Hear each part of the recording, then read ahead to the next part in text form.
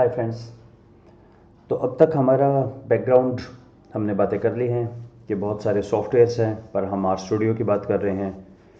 कुछ बुक्स हैं, Gaston Sanchez की आर पब के ऊपर आर्टिकल्स हैं, उनके बारे में हम उनसे हेल्प लेते रहेंगे टाइम टू टाइम।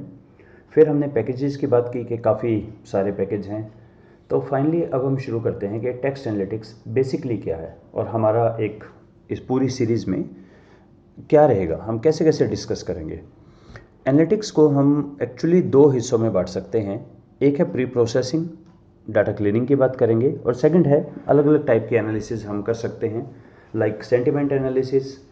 अब यहाँ पे देखिए, डाटा के अंदर तो हम मीन मीडियन मोड सिग्मा से शुरू करते थे, पर यहाँ इन जनरल हम देखते हैं हर वर्ड को हम कोशिश करेंगे ये देखने का कि पॉजिटिव वर्ड है या नेगेटिव वर्ड है।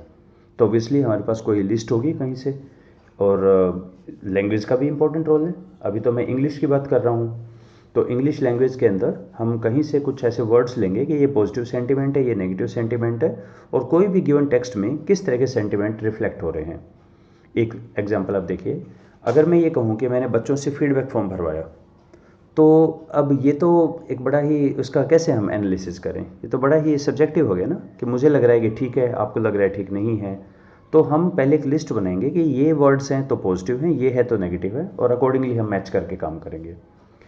विजुअल रिप्रेजेंटेशन के लिए वर्ड क्लाउड होता है कि डायग्राम बेस में जिसका जितना ज़्यादा एम्फिसिस है वो उतना बड़ा हो जाए, जो माइनर जो है वो छोटे हो जाएं, इस तरह से। फिर कुछ और हम इसको एज डाटा लेके इस पे क्लस्टर, कॉरस्पॉन्डेंस एनालिसिस वगैरह ये भी यूज करेंगे। बेसिक प्रिंसिपल वही रहेंगे डाटा वाले, हिरार्किकल क्लस्टर रहेगी यहाँ पे, टू के मीन्स क्लस्टर रहेगा, के नियरेस्ट नेबर वाला, कॉरस्पॉन्डेंस एनालिसिस के बेसिक प्रिंसिपल सेम रहेंगे। तो हम इसको दो तरह से सोच सकते हैं। एक तो हमें प्री प्रोसेसिंग डाटा क्लीनिंग करनी पड़ेगी। अब इसकी डाटा क्लीनिंग, मतलब मुझे सॉरी टेक्स्ट क्लीनिंग बोलना चाहिए, इसकी जो टेक्स्ट क्लीनिंग है वो हमारी जो डाटा क्लीनिंग थी उससे काफ़ी अलग रहेगी। यहाँ पे कुछ अलग चैलेंजेस हैं। और फिर हम हायर, ये कुछ हैं sentiment analysis, word cloud etcetera, और भी बहुत कुछ हैं जो इस पर किया जा सकता है। तो अभी मैं आपको एक बार प्री प्रोसेसिंग के बारे में बताता हूँ। देखिए होने क्या वाला है, एक्चुअली यही हमारा पूरे इस सीरीज़ में वीडियो का सीक्वेंस भी ऑलमोस्ट यही रहेगा। सबसे पहले तो है कि आपका जो भी टेक्स्ट फाइल लिखी है उसको आर के अंदर इंपोर्ट करें। ठीक है, वो तो हम एक्सेल में भी कर सकते हैं, आर में भी कर सकते हैं।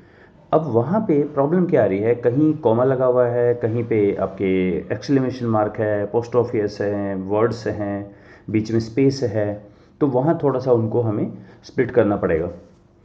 फिर आपको याद है आर एक केस सेंसिटिव लैंग्वेज है।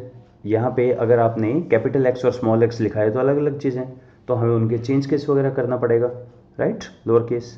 फिर अगर नंबर आपके काम के नहीं हैं तो हटा देंगे, क्योंकि हम तो ऊपर बोल के आए हैं कि हम तो टेक्स्ट एनालिसिस कर रहे हैं, नंबर्स की थोड़ी बात कर रहे हैं।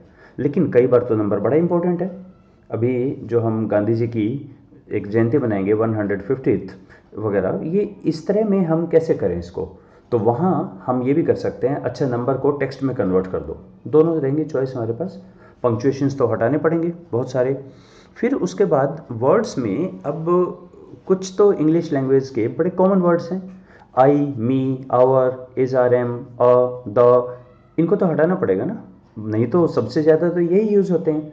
तो उसको हम बोलेंगे स्टॉप वर्ड इनकी। फिर ऑब्वियसली इसकी भी एक लिस्ट आती होगी कहीं पे कि ये स्टॉप वर्ड हैं, और वो लैंग्वेज टू लैंग्वेज डिफर करेगा 100%। यहाँ आपको ये देखना पड़ेगा कि टेक्स्ट एनालिसिस हमेशा लैंग्वेज स्पेसिफिक होती है।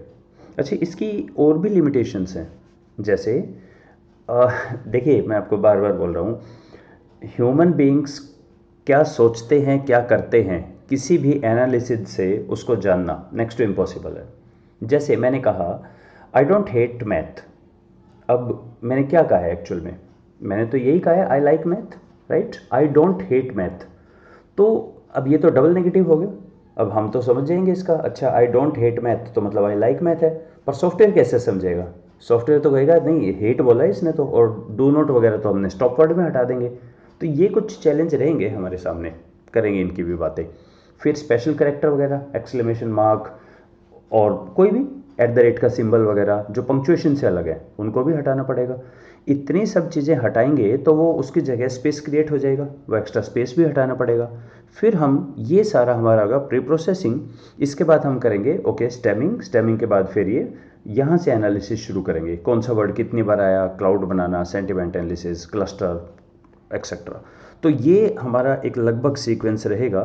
तो पहले हम देखेंगे कि बेस जो पैकेज है उसमें कैसे कर सकते हैं इन चीज़ों को। इन सब के लिए, इन 8-9 के लिए बहुत पैकेज हैं और ये रियली कन्फ्यूजिंग होता है कि कौन सा पैकेज यूज़ करें। और जो बाहर के, अगर आप यूट्यूब पे बाकी वीडियो देखते हैं, वो ये मान के चलते हैं आपको ये सब आता है, तो वो कोई भी पैकेज की कोई भी कमांड लिख के शुरू हो जाते हैं। तो हम बहुत लोअर लेवल से सिस्टमेटिकली देखेंगे बेस पैकेज में, स्ट्रिंग आर पैकेज में, फिर बाकी के पैकेज में कैसे इन सब को करना है। तो मेरा अगले कुछ वीडियोज़ में फोकस इनके ऊपर ही रहने वाला है। ओके, सो यहाँ रुकते हैं। Thank you.